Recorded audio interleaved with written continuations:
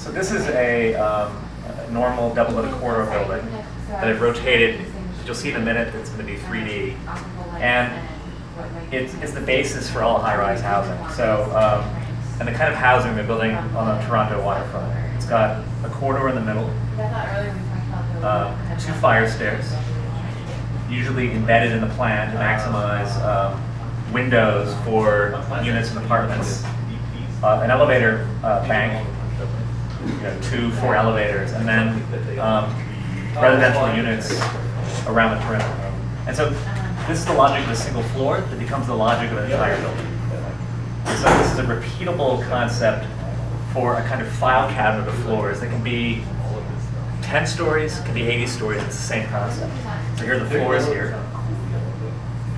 And typically in the city what happens, this is a kind of Canadian model, is that at a certain number of stories off the street, there's a kind of site responsive podium that's got shops or townhouses or stuff, the kind of friendly stuff at the bottom. And the issue with this from an architectural standpoint is that this type of housing is so ingrained into the real estate economy that really the only flexibility is maybe playing with the length of the tower and designing the facade. But otherwise, the level of invention is relatively small.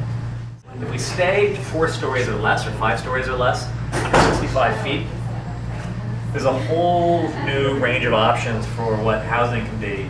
And that's what we're going to focus on in the studio. For example, it's possible, for example, rather than having a corridor, this is now a floor plate, to have a point load building, for example, that has 2 fire stairs. And that lobby on each floor might serve 2 or it might serve 4 units.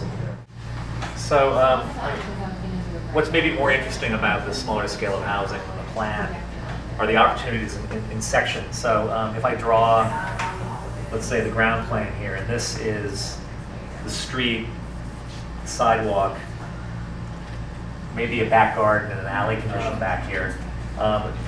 We could, for example, in this regime of code, imagine a ground floor accessible duplex that might have an accessible entrance from the street, an internal stair, and then on top of that, 2 floors that could be 2 corridor floors, or duplexes that are accessed from a stair that's actually shared to get up on top of those units. So the combination of direct units that are accessible from the ground directly, almost like a row house or a townhouse, and the way that you get up above becomes one of the fascinating problems to solve with this scale of housing. In addition to drawing and modeling, one of the things that we're going to do in the studio is we're going to get out in the city and look around. And so one of the things that we're going to do now is we're going to go look at some places in Boston that are good examples of urban housing. So Gray Street, 1 street over from Appleton Street, was built probably in the 1850s, 1860s. And it is in some ways the densest example of Anglo-Saxon urbanism, which is that these were all designed actually as single-family houses that with some calculus about how close together they could be to still create a kind of, at the time, a kind of new urbanism. You'll see that the row houses are the same for runs of, 2, 3, 5 row houses. Those were each a single developer, just like today, buying X number of parcels. These were each individual parcels, buying a row of them and making a single development. And what's interesting about it is that the design of the aggregation of the facades also had to work as a kind of street wall. The main level of the house is actually almost a full story up. And the way that's achieved is the stairs are carved deeply into the front of the house with a deep overhang, meaning that you get into a level of the house where you can either go up or down. And so from that level, there's actually 2 stories down because the garden's lower in the back, and then there's 3 stories up. And so getting the entrance to the house in the middle in terms of the section is an important idea. So you can come into the house, you come up the stair, which also creates a proper threshold. It's quite deep into the plan. And already when we come in, we're already functionally on the 3rd floor of a house that already goes up 3 more floors.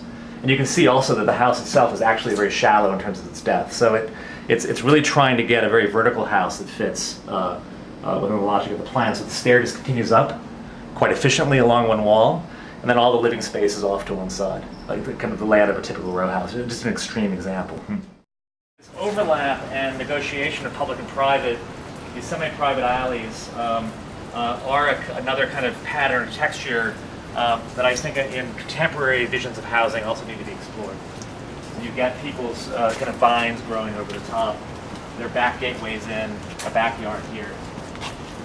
And then this wall is the end of a dead-end street coming from the alley level back up, where you see a single edge of row houses with bays that then face the backyards of houses that face the other street. So it's really a complex weave of fronts and backs